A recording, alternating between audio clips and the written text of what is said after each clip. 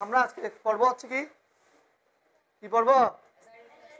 অ্যাজারটিভ two exclamatory. আচ্ছা, exclamatory two অ্যাজারটিভ বা অ্যাজারটিভ two exclamatory লিখো সবাই খাতায়। অ্যাজারটিভ টু এক্সক্লেমেটরি, অ্যাজারটিভ টু এক্সক্লেমেটরি কি সবাই নাও। যদি কোনো এক্সক্লেমেটরি সেন্টেন্সে, যদি কোনো কোন সেন্টেন্সে, এক্সক্লেমেটরি সেন্টেন্সে হোয়াট, এ অথবা এন থাকে, কি থাকে? হোয়াট, এ অথবা কি থাকে? তাহলে এ বেরি হবে। এ কি হবে? কার আগে এ বেরি হবে? বিফোর কি? অ্যাডজেক্টিভ। বিফোর কি? অ্যাডজেক্টিভ। আবার হবে হচ্ছে এ গ্রেট। আরেকটা হবে হচ্ছে কি? এটা হচ্ছে কি? Before noun. বিফোর কি? নাউন। এই বিষয়টা লিখে নাও আগে। হোয়াট, এ এবং এন থাকে কোথায়? এক্সক্লেমেটরি সেন্টেন্সে। কোন সেন্টেন্সে? এক্সক্লেমেটরি সেন্টেন্সে যদি কি থাকে? হোয়াট, এ অথবা এন দিয়ে যদি শুরু হয় বা থাকে, তাহলে ওই জায়গায় কি হবে? এ ভেরি অথবা এ গ্রেট হবে। এ ভেরি হবে কখন? Before adjective. এ গ্রেট হবে কখন? Before noun. কথা ক্লিয়ার? এখন আসো আমরা একটা উদাহরণ যাব, একটা এক্সাম্পলে যাব।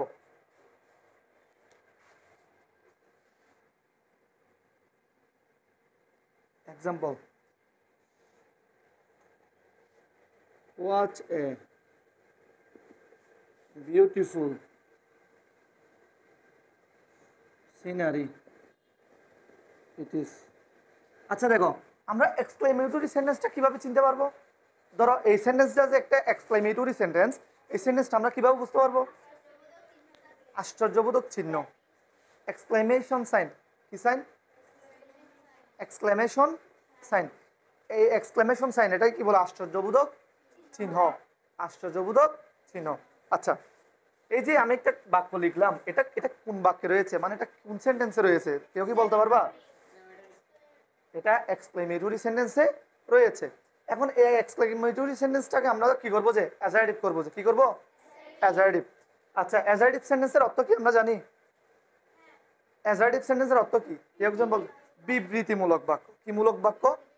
বিবৃতি বুঝাই, বর্ণনা বুঝাই, যেটা দিয়ে। ঠিক আছে, এখন আসো, তাহলে আমরা এখানে একটা কথা বলছি না, what A N.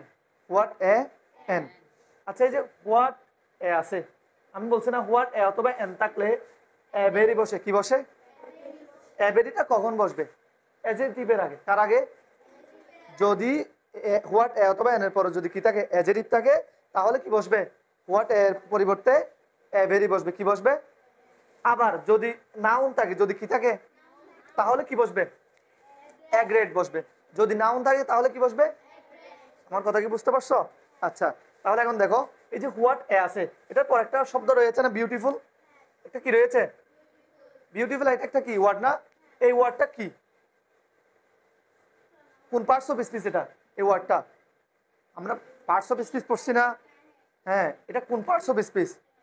Adjective. Good. এটা কোন parts of speech? Adjective.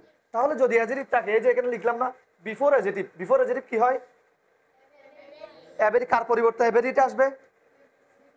What a অথবা এন এর পরিবর্তে। তাহলে এখানে আমি কি লিখে দিব? বলো। না, আমার সাবজেক্ট এবং কি আনতে হবে? অক্সিলারি ভার্বটা আনতে হবে না?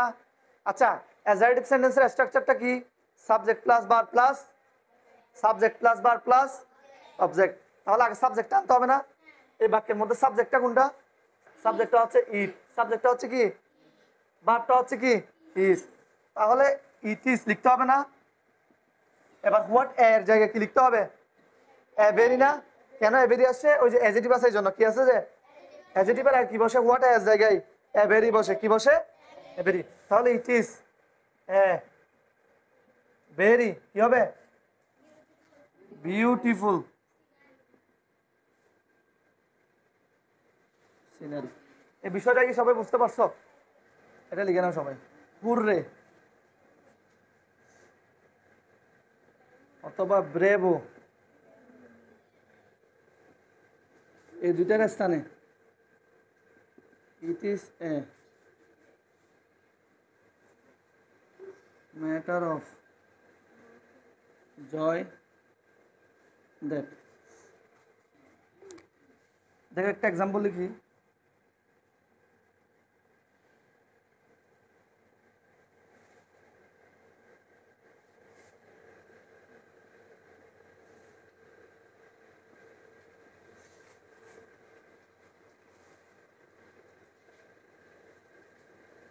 আমি একটা বাক্য লিখলাম, hurray we have won the game. Hurray we have won the game. আচ্ছা, এটা দ্বারা কি আনন্দ বুঝাইছে? হুররে দ্বারা কি বুঝাইছে? আনন্দ। তাহলে আনন্দ বোঝালে কি হয়? মানে হুররে এবং ব্রেভো থাকলে কোনো এক্সক্লেমেটরি সেন্টেন্সে বলো, কোনো হুররে অথবা ব্রেভো থাকলে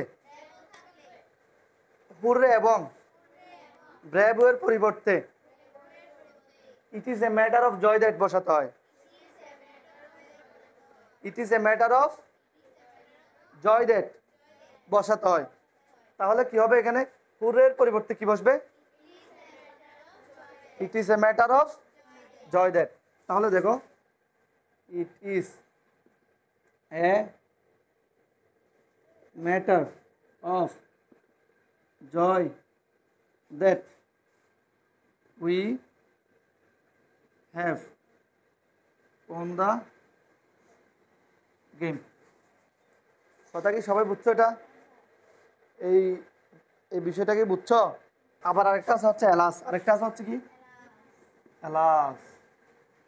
তাহলে দেখো, এলাস দ্বারা যদি দুঃখ বোঝায়, কি বোঝায়? তাহলে কি হয়? It is a matter of sorrow that. আচ্ছা দেখো, এর আগে আমরা পড়ছিলাম হচ্ছে it is a matter of joy that. এটা কিসের ক্ষেত্রে? আনন্দের ক্ষেত্রে। কিসের ক্ষেত্রে? আনন্দের। আবার এটা কিসের ক্ষেত্রে? দুঃখের ক্ষেত্রে। তাহিয়া, এটা কিসের ক্ষেত্রে? দুঃখের ক্ষেত্রে।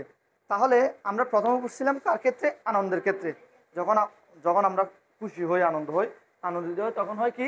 ইট is a matter of joy that. ওই যে জয় একটা শব্দ আছে না, জয় মানে কি আনন্দ উল্লাস না? এরকম বোঝায় না? আচ্ছা, আর এখানে সৌর তো কি দুঃখ বেদনা কষ্ট, এগুলো বোঝায় না? বুঝায় কিনা? তাহলে এই জন্য এলাসের এলাস দিয়ে যে বাক্যটা শুরু হবে এক্সক্লেমেটরি, সেটাকে যদি আমরা অ্যাসার্টিভ সেন্টেন্স করতে যাই, তাহলে তখন আমাদের কি করতে হবে? It is a matter of sorrow that বসাতে হবে। It is a matter of sorrow that বসাতে হবে। ঠিক আছে? আচ্ছা, এটা নিয়ে একটা আমরা এক্সাম্পল লিখি।